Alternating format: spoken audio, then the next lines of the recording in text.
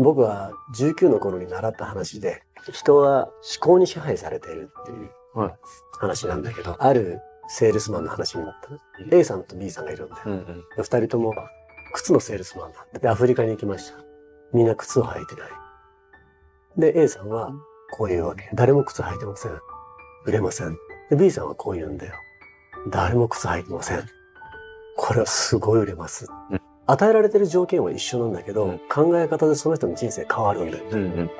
だから自分が、例えば、怖いとか、こわもてだとか、その決してスイートな、優しい顔じゃないとか、その条件は変わんないんだけど、それを自分は顔怖いからな、だからモテないんだ、っていう人と、自分は顔怖いからな、だからモテるんだよ。与えられた条件は全部一緒なんだけど、考え方でいかようにもなるし、それを使えるかどうかだ。